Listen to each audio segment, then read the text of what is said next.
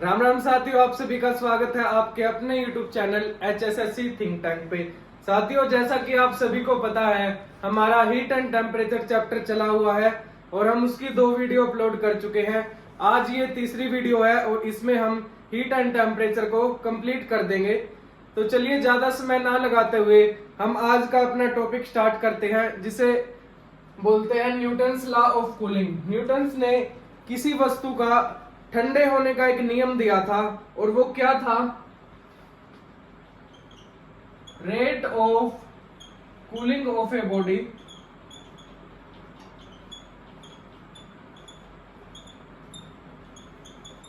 rate of cooling of a body is directly proportional to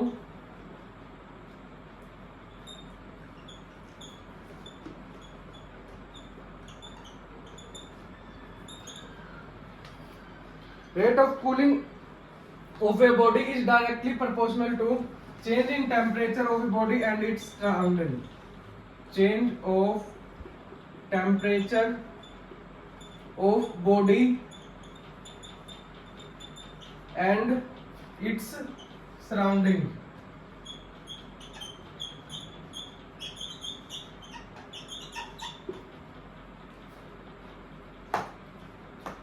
यानी कि किसी वस्तु के ठंडे होने की दर, किसी वस्तु के ठंडे होने की दर सराउंडिंग और बॉडी के टेम्परेचर के अनुक्रमणापाती होती है या डायरेक्टली प्रोपोर्शनल होती है। अगर हम एक वस्तु को लें जिसका मान लो ये कोई ऑब्जेक्ट है और ये 90 डिग्री सेल्सियस पर है और कुछ समय के बाद ये 70 डिग्री सेल्सियस पर आ जाता है। मान लो इसे T1 टाइम लगा है और ये 70 डिग्री सेल्सियस टेम्परेचर पे आ गया। और एक दूसरी बॉडी है जिसका टेम्परेचर 20 डिग्री सेल्सियस है और इसको सिर्फ 5 डिग्री सेल्सियस कम करना है, मान लो कि 15 डिग्री सेल्सियस पे आना है। तो आप देखेंगे कि पहले केस है, जो अपना फर्स्ट केस है, इसमें टेम्परेचर डिफरेंस ज्यादा है, लगभग 20 डिग्री सेल्सियस का टेम्परेचर डिफरेंस है, जबकि दूसरे केस में जो टेम्परेचर का डिफरेंस है वो 5 डिग्री सेल्सियस है। तो दोनों के इनिशियल और फाइनल टेम्परेचर का डिफरेंस मान लो इसमें ज्यादा है, तो ये वस्तु 90 डिग्री से 70 डिग्री पे आने में कम समय लेगी किसकी अपेक्षा? जो वस्तु 20 डिग्री सेल्सियस पर है और उसे सिर्फ 5 डिग्री सेल्सियस अपना टेम्परेचर कम करना है। यानी जो T1 टाइम है वो कम होगा T2 टाइम से, यानी कि T1 टाइम है कम होगा T2 से। यानी न्यूटन ने क्या बताया था?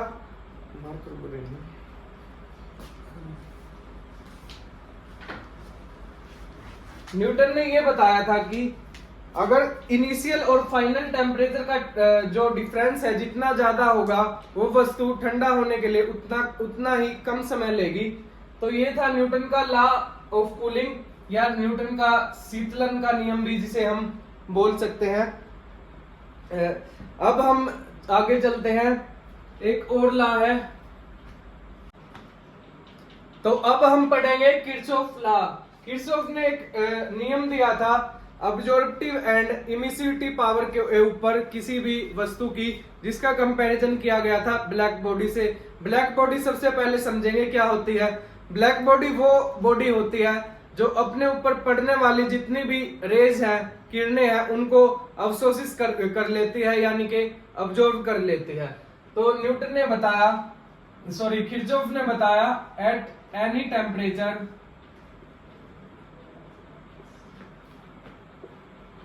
Ratio of emissive power to the absorptive power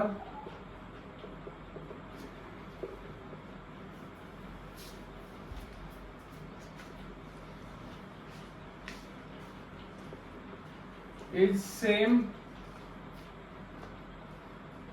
and is equal to absorptive power of black body.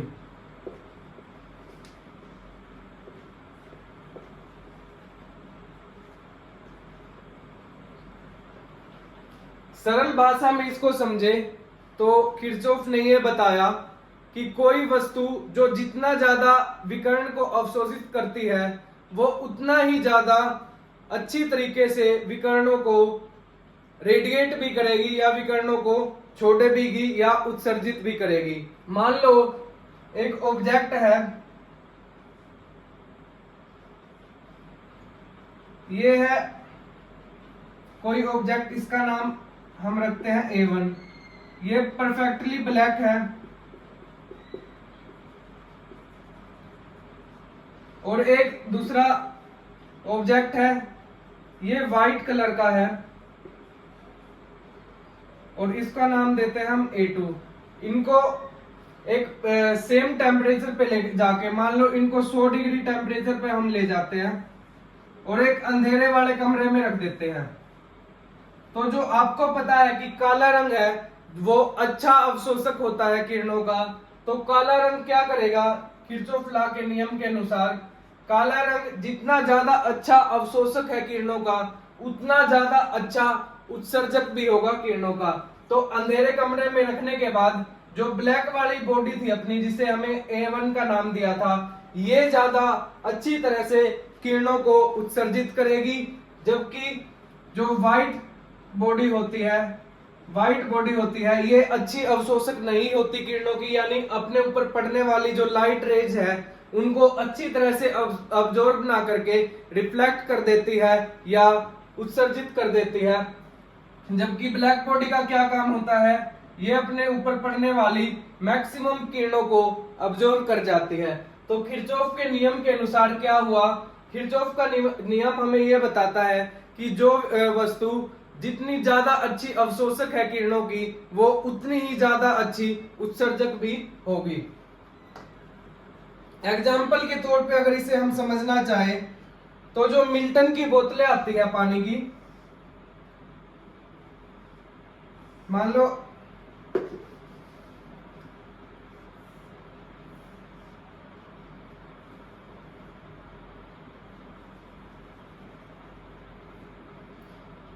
ये वाटर की बोतल है, वाटर बोतल है और इसके ऊपर एक सिल्वर कलर का आवरण लगा हुआ होता है, आपने देखा होगा कई बार, जिसको ऐसे पकड़ने का ऊपर कुछ बनाया होता है। तो ये जो आवरण होता है, इसका मतलब कवर होता है, ये सिल्वर कलर का बनाया होता है। सिल्वर यानी कि लगभग व्हाइट कलर का होता है या चमकीले व्हाइट कलर का हम बोल सकते हैं इसको। तो ये क्या करेगा, अपने ऊपर मान लो ये सूर्य है और इससे जो भी किरणें इसके ऊपर पड़ेंगी ये ऑलमोस्ट व्हाइट होने के कारण क्या करेगा, किरणों को रिफ्लेक्ट कर देगा, यानी अब्जॉर्ब यानी अवशोषित किरणों को कम करेगा, जबकि अपने ऊपर पड़ने वाली किरणों को उत्सर्जित रिफ्लेक्ट कर देगा, जिसकी वजह से अंदर जो बोतल में रखा हुआ पानी है या कोई अन्य लिक्विड है वो जल्दी से गर्म नहीं होगा। तो यही था किरचॉफ का लॉ। हम आगे बढ़ते हैं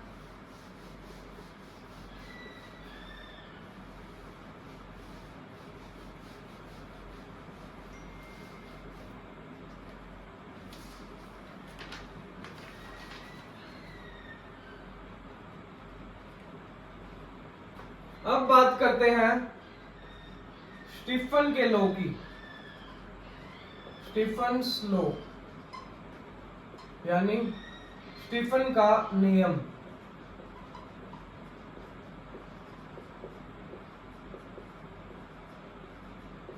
ये क्या बताता है कि किसी बॉडी की इमिसिविटी पावर है, यानी उत्सर्जित करने की जो ताकत है उसकी, वो डायरेक्टली प्रोपोर्शनल होती है उसके एब्सोल्यूट टेम्परेचर के 4 गुना से। यानी कि E जो है यहाँ पर वो है emissive power of the body, emissive power यानी उत्सर्जक अक्षमता। और यहां पे T है एब्सोल्यूट टेम्परेचर यानी कि परम ताप।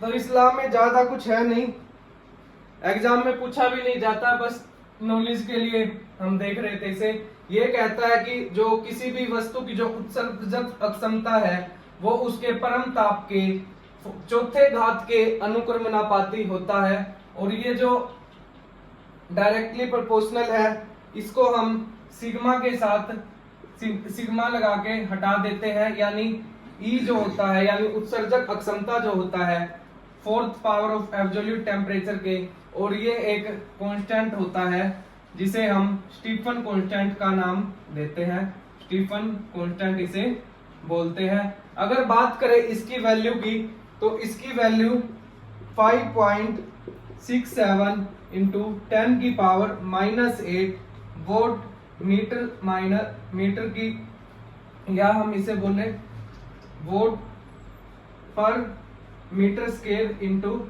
केल्विन की 4, ये इसकी SI यूनिट होती है। एग्जाम में इससे क्वेश्चन आता है नहीं ज्यादातर, लेकिन फिर भी हम देखेंगे कि जो इसकी वैल्यू कितनी है स्टीफन कांस्टेंट की 5.67 इंटू 10 की पावर -8। इसकी यूनिट की बात करें तो W/m² इंटू में K की पावर 4।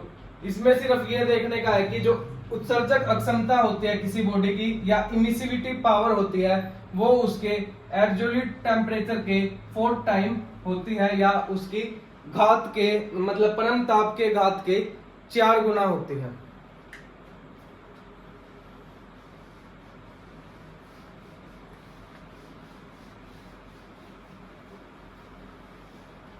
अब हम बात करेंगे मेल्टिंग पॉइंट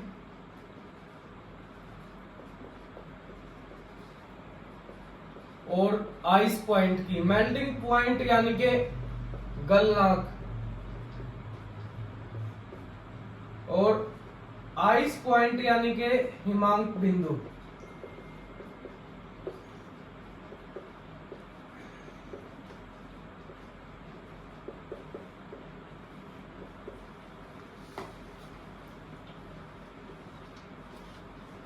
मेल्टिंग पॉइंट किसी भी वस्तु का क्या होता है?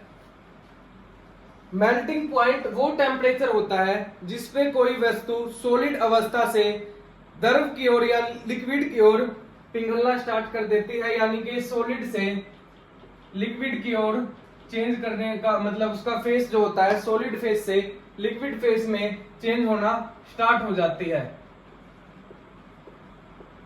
यानी कि अगर हिंदी में बात करें हम, जिस ताप पर कोई वस्तु पिघलना शुरू कर दे,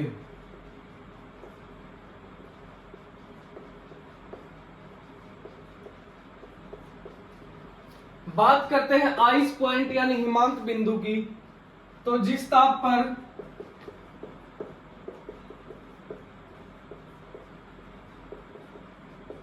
कोई द्रव वस्तु या द्रव पदार्थ लगाओ, वस्तु नहीं बोलेंगे, कोई द्रव पदार्थ ठोस होना शुरू कर दे।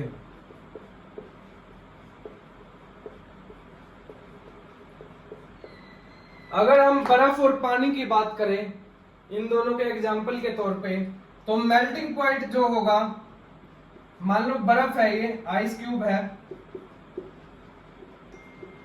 ये 0 डिग्री सेल्सियस पे आपको पता है कि पानी है जो बर्फ में चेंज होना स्टार्ट कर देता है। अगर 0 डिग्री सेल्सियस से मान लो ये स्केल है, यहाँ पे है 0 डिग्री सेल्सियस, यहाँ पे 1 degree Celsius, 2 degree Celsius, 3 degree Celsius, और यहाँ पे है -1, -2, ऐसे ऐसे करके आगे तक है। आपको पता है कि जो मान लो 0 डिग्री सेल्सियस पे क्या है, आइस है जो बननी स्टार्ट हो जाती है, यानी पानी जो है लिक्विड अवस्था को छोड़ के सॉलिड में कन्वर्ट होना शुरू कर देता है। तो बात करते हैं हम मेल्टिंग पॉइंट के कॉन्टेक्स्ट में। मान लो ये आइस क्यूब है एक, जब ये आइस क्यूब मतलब जिस ताप पे या जिस टेम्परेचर पर आइस क्यूब है जो ये पिघलना स्टार्ट कर देगा, उस ताप को हम मेल्टिंग पॉइंट का नाम देंगे, यानी कि गलनांक का नाम देंगे। यानी कि जब सॉलिड जो है सॉलिड अवस्था से लिक्विड अवस्था में आना स्टार्ट कर दे, वो टेम्परेचर मेल्टिंग पॉइंट कहलाएगा किसी भी पदार्थ का। अब बात करते हैं हम आइस पॉइंट की। अगर इस जो प्रोसेस थी हम इसको रिवर्स कर देते हैं, मान लो ये पानी है और इसको हम सॉलिड आइस क्यूब में कन्वर्ट कर देते हैं या इसको जमाना स्टार्ट कर देते हैं, यानी ये पानी है मान लो 5 डिग्री सेल्सियस पे है, तो 0 डिग्री सेल्सियस पे जब ये आएगा तो ये लिक्विड से क्या हो जाएगा, सॉलिड हो जाएगा।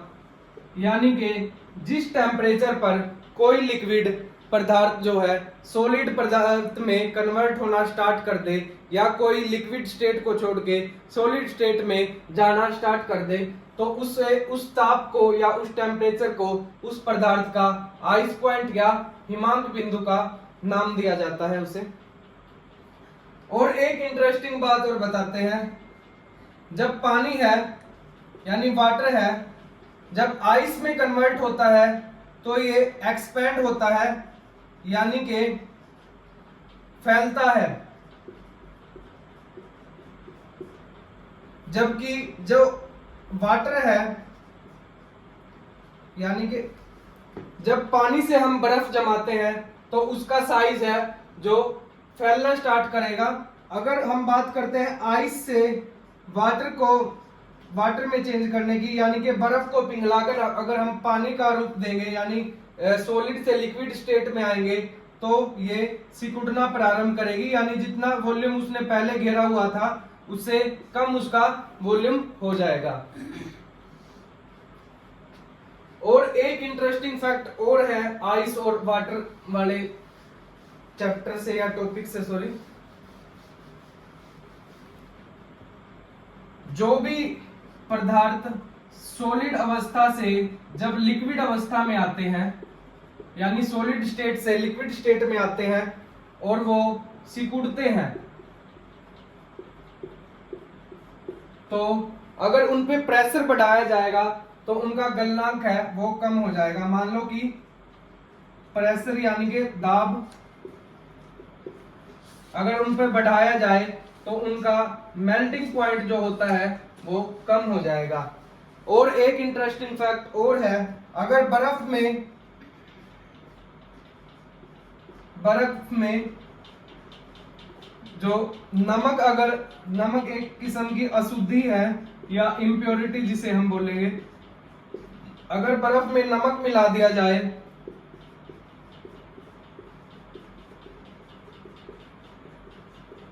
तो बर्फ का मेल्टिंग पॉइंट है जिसे हम एमपी से डिनोट कर रहे हैं, मेल्टिंग पॉइंट कम हो जाएगा, यानी कि 0 डिग्री सेल्सियस से शिफ्ट होकर -22 डिग्री सेल्सियस पर शिफ्ट हो जाएगा। और इस प्रोसेस का प्रयोग आइसक्रीम कुल्फी जमाने के लिए किया जाता है। आपने देखा होगा जो आइसक्रीम वाले ठेले होते हैं उसमें एक बॉक्स के साइड में बर्फ लगा के रखते हैं और बर्फ के ऊपर नमक डाल दिया जाता है। नमक एक अशुद्धि का काम करेगा। जब बर्फ में नमक मिला दिया जाता है तो बर्फ का जो मेल्टिंग पॉइंट है यानी कि गलनांक है जिसपे बर्फ सॉलिड अवस्था से लिक्विड अवस्था में आना स्टार्ट करता है, तो वो 0 डिग्री सेल्सियस से शिफ्ट होकर -22 डिग्री सेल्सियस पर चला जाता है, यानी कि उसका गलनांक पहले से कहीं और कम हो जाता है और बर्फ है जो जल्दी से नहीं पिघलती। इस प्रोसेस का प्रयोग करके आइसक्रीम जमाई जाती है और आइस जो बर्फ जो यूज की हुई होती है कंटेनर के साइड में वो जल्दी से नहीं पिघलती। अब आगे बढ़ते हैं, बॉइलिंग पॉइंट और कंडेंसेशन के बारे में चर्चा करते हैं।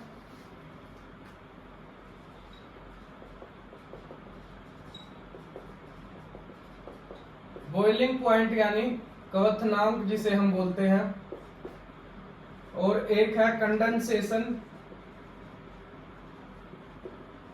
जिसे हम संघनन का नाम देते हैं। बॉइलिंग पॉइंट क्या होता है? जिस टेम्परेचर पर कोई लिक्विड अपनी लिक्विड स्टेट को छोड़ के वाष्प में कन्वर्ट हो जाए या वेपर्स में कन्वर्ट हो जाए, तो उस टेम्परेचर को हम बॉइलिंग पॉइंट या क्वथनांक बोलेंगे। जबकि जो संघनन होता है या कंडेंसेशन होता है, मान लो वेपर्स है, मान लो ये वेपर्स है, अगर इसका टेम्परेचर हम कम कर दें, टेम्परेचर ड्रॉप कर दें अगर इन वेपर्स का, तो ये वेपर्स अपनी गैसियस जो स्टेट है या वेपर्स की जो स्टेट है उसको छोड़ के लिक्विड में कन्वर्ट हो जाएंगे, यानी तरल अवस्था में आ जाएंगे। तो जिस टेम्परेचर पर वेपर जो है लिक्विड में कन्वर्ट हो जाता है उसे कंडेंसेशन का नाम दिया जाता है, और जिस टेम्परेचर पर जो लिक्विड है वो लिक्विड स्टेट को छोड़ के वेपर्स में कन्वर्ट हो जाता है, यानी वाष्प जिसे हम भाप भी बोलते हैं उसमें कन्वर्ट हो जाता है, तो उस टेम्परेचर को उस पदार्थ का बॉइलिंग पॉइंट बोला जाता है। यानी जिस ताप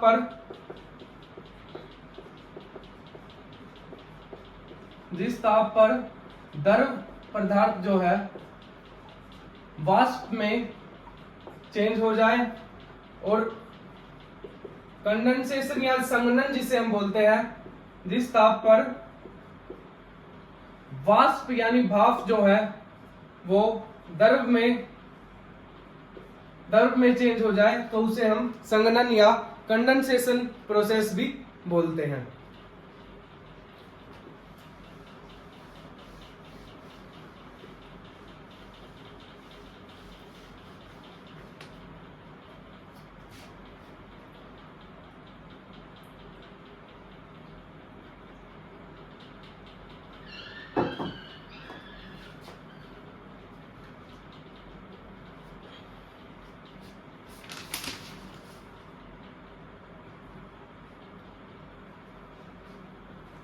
अब हम पढ़ेंगे, कल हमने लेटेंट हीट के बारे में पढ़ा था, यानी गुप्त उष्मा के बारे में पढ़ा था। जो किसी भी मैटर की जो स्टेट चेंज होती है तो उसमें सामने आती है लेटेंट हीट ऑफ फ्यूजन। आज हम पढ़ने वाले हैं लेटेंट हीट ऑफ फ्यूजन, जिसे हिंदी में हम बोलेंगे गलन की गुप्त उष्मा।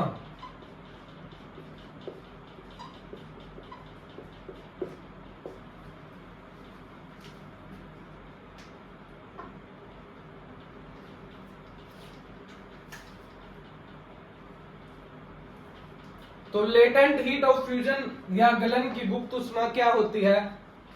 Amount of heat energy required to change solid state of body to liquid state without change in temperature. यानी कि उस हीट उष्मा यानी कि उस हीट एनर्जी या उष्मा ऊर्जा की बात करते हैं हम, या उसकी कितनी मात्रा की हमें आवश्यकता पड़ती है कि हम किसी सॉलिड स्टेट है किसी बॉडी की, उसको लिक्विड स्टेट में कन्वर्ट कर दें या सॉलिड स्टेट से वो लिक्विड स्टेट में आ जाए, तो उसे हम क्या कहेंगे? लेटेंट हीट ऑफ फ्यूजन या गलन की उष्मा, गुप्त उष्मा भी कहा जाएगा। अगर बात करें हम बर्फ की लेटेंट हीट ऑफ फ्यूजन कितनी है? बर्फ की लेटेंट हीट ऑफ फ्यूजन ये है 80 कैलोरी पर ग्राम।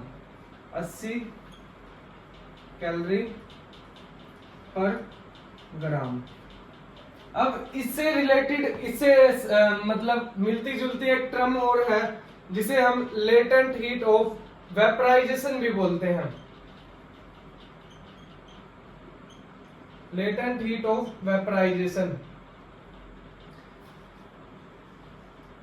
जिसे हम हिंदी में वाष्पन की गुप्त उष्मा का भी नाम देते हैं।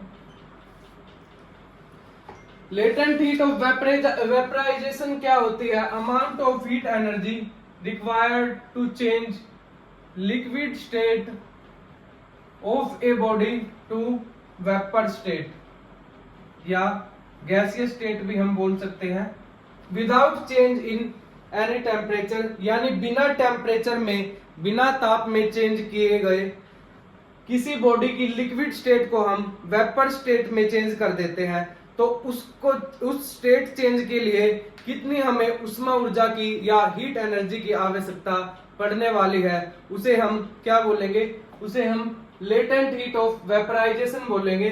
अगर हम बात करें पानी की लेटेंट हीट ऑफ वेपराइजेशन कितनी है, तो जो वाटर की लेटेंट हीट ऑफ वेपराइजेशन है वो 540 कैलोरी पर ग्राम है। तो ये थे latent heat of fusion and vaporisation, जिसमें हमने देखा, अगर बात करें फ्यूजन की, तो उसमें कितनी हीट एनर्जी की हमें आवश्यकता पड़ती है किसी पदार्थ की सॉलिड स्टेट को लिक्विड स्टेट में कन्वर्ट करने के लिए। और उसके एग्जांपल में हमने देखा कि बर्फ की कितनी मतलब लेटेंट हीट ऑफ फ्यूजन, बर्फ का अगर बात करें तो कितना है, वो है 80 कैलोरी पर ग्राम। अगर हम बात करें लेटेंट हीट ऑफ वेपराइजेशन की, यानी वाष्पन की गुप्त उष्मा के बारे में, तो amount of heat energy required to change liquid state of a body to vapour state without changing any temperature, यानी हिंदी में अगर बात करें कि हमें किसी पदार्थ की लिक्विड स्टेट को वेपर स्टेट में चेंज करने के लिए कितनी उष्मा ऊर्जा की आवश्यकता हमें पड़ने वाली है, अगर हम उसके टेम्परेचर को कांस्टेंट रखें या उसके टेम्परेचर में कोई बदलाव ना करें। अगर हम बात करें पानी की या वाटर की कितनी है लेटेंट हीट ऑफ वेपराइजेशन, तो ये है 540 कैलोरी पर ग्राम।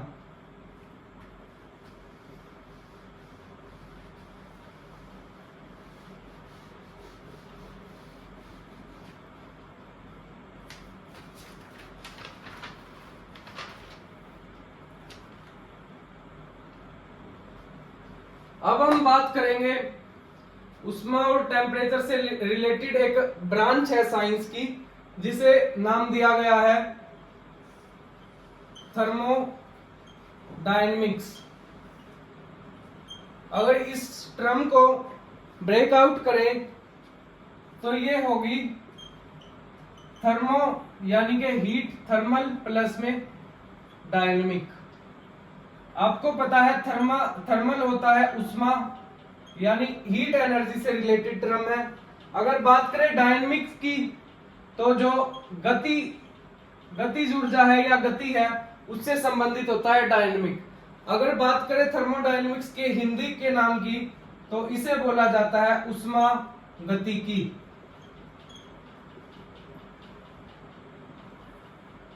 तो ब्रेकआउट में इसका नाम जो है थर्मोडायनेमिक्स को थर्मल प्लस डायनेमिक भी बोलेंगे। थर्मल यानी कि उष्मा, डायनेमिक्स यानी कि गति। अगर बात करें इसकी डेफिनेशन की, या किस प्रकार हम इसे डिफाइन कर सकते हैं, तो study of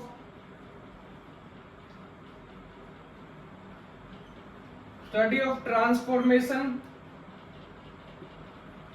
of heat energy to other form of energy,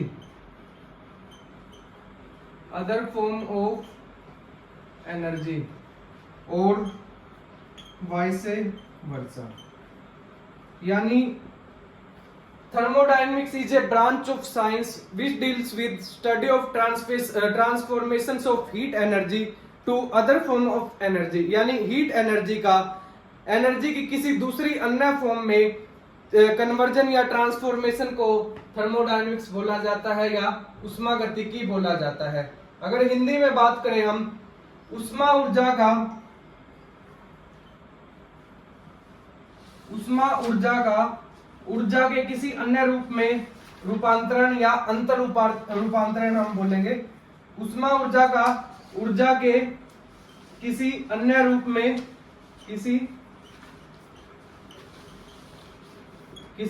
रूप में अंतर रूपांतरण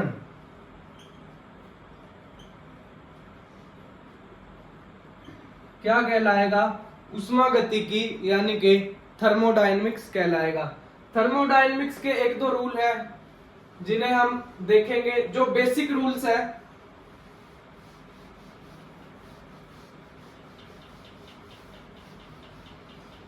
थर्मोडायनेमिक्स तो अपने आप में एक बहुत बड़ी ब्रांच है साइंस की, जो हीट एनर्जी से रिलेटेड है, लेकिन अपने एग्जाम के पॉइंट ऑफ व्यू से इसके दो रूल है।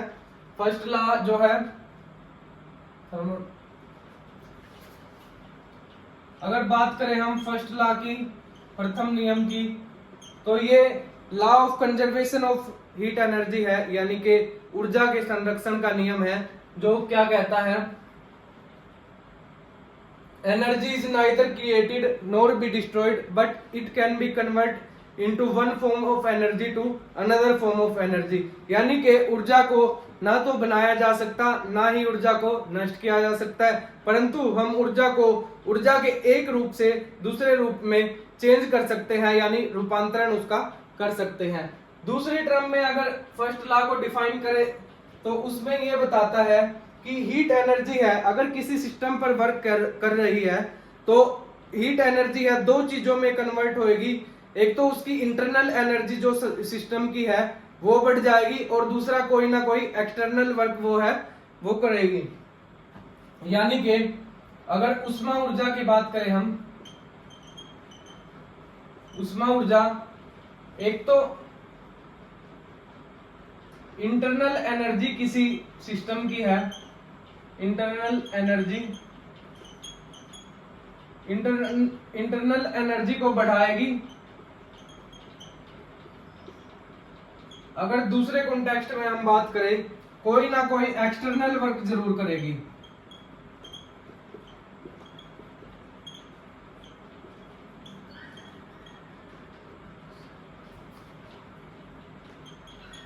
कोई ना कोई बाहरी कार्य जरूर करेगी।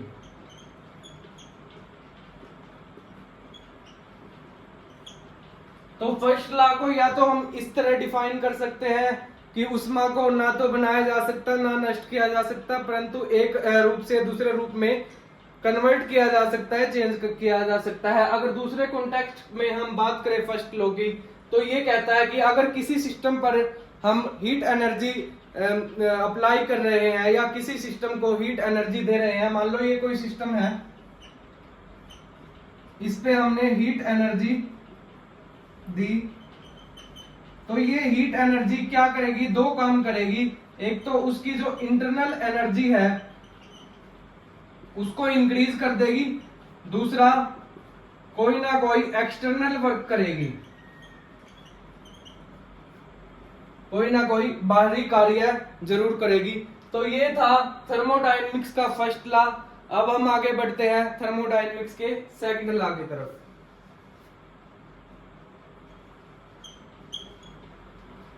सेकंड लॉ क्या कहता है? सेकंड लॉ को दो साइंटिस्टों ने डिफाइन किया है।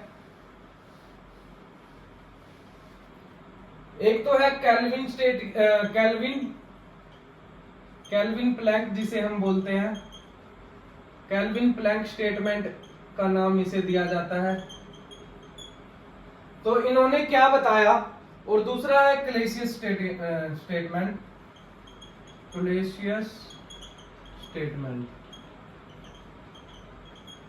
सेकंड लॉ को डिफाइन करने के लिए इन दो साइंटिस्टों ने अपनी अपनी थ्योरी दी। तो बात करते हैं पहले केल्विन प्लैंक स्टेटमेंट की, या केल्विन का जो नियम है वो भी बोल देते हैं इसे। ये केल्विन ने ये स्टेटमेंट दी कि हम जो भी हीट एनर्जी किसी सिस्टम पे लगा रहे हैं वो पूर्णतः वर्क में चेंज नहीं होती, या जितनी हीट एनर्जी हम अप्लाई करते हैं वो सारी की सारी वर्क में कन्वर्ट नहीं होती। कुछ ना कुछ एनर्जी जो है वो लॉस हो जाती है in the form of heat dissipation बोलते हैं जिसे हम, यानी कि उष्मा, कुछ ना कुछ उष्मा नष्ट हो जाती है वातावरण में। जो सारी उष्मा एनर्जी जो है, उष्मा ऊर्जा जिसे हम कहते हैं, वो पूर्णता कार्य में कन्वर्ट नहीं होती, पूर्णता कार्य में नहीं बदलती। कुछ ना कुछ एनर्जी इन्वायरमेंट में लॉस हो जाती है। यानी कि ऑल हीट एनर्जी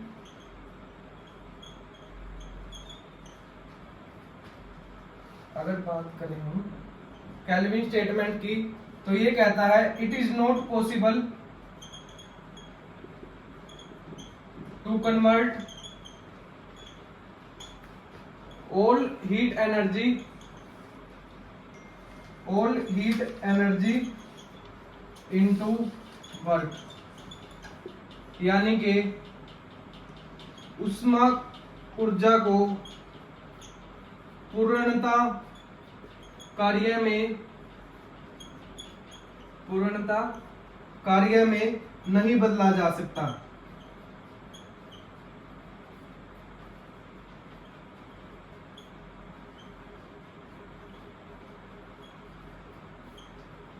उष्मा ऊर्जा को पूर्णता कार्य में नहीं बदला जाता। अब हम बात करें क्लेसियस स्टेटमेंट की। इसने सेकंड लॉ के बारे में अपनी क्या स्टेटमेंट दी वो देखेंगे। क्लेसियस स्टेटमेंट ने कहा कि हम लोअर टेम्परेचर बॉडी से हायर टेम्परेचर बॉडी को हीट एनर्जी ट्रांसफर नहीं कर सकते बिना किसी एक्सटर्नल सोर्स के। यानी कि it is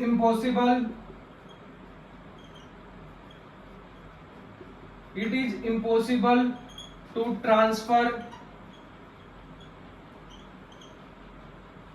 transfer heat energy of a lower temperature body to higher temperature body without use of any external source।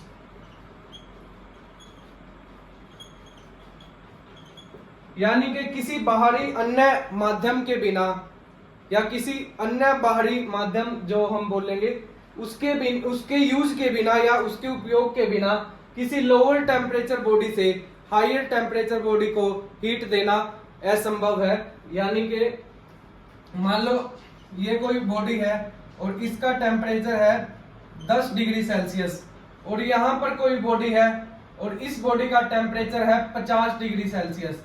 तो हम इस 10 डिग्री सेल्सियस का जो टेम्परेचर वाली बॉडी है, इसकी हीट एनर्जी को 50 डिग्री सेल्सियस वाली हीट एनर्जी में ट्रांसफर नहीं कर सकते बिना किसी बाहरी माध्यम के। और अगर हमें वो ट्रांसफर करना है, जो एक्सटर्नल सोर्स की हम बात कर रहे हैं जिसके बिना ये कार्य असंभव है, उस एक्सटर्नल सोर्स को हीट पंप बोला जाता है।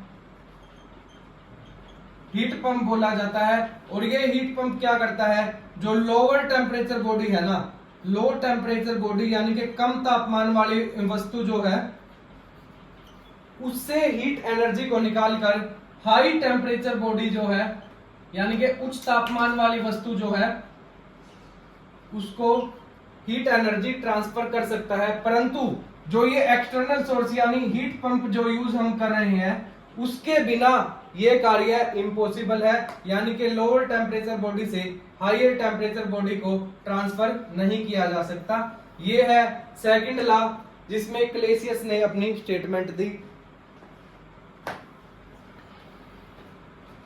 तो आज के लेक्चर में इतना ही। हमारा हीट एंड टेम्परेचर वाला जो चैप्टर था आज कंप्लीट हुआ, उसका तीसरा पार्ट हमने किया।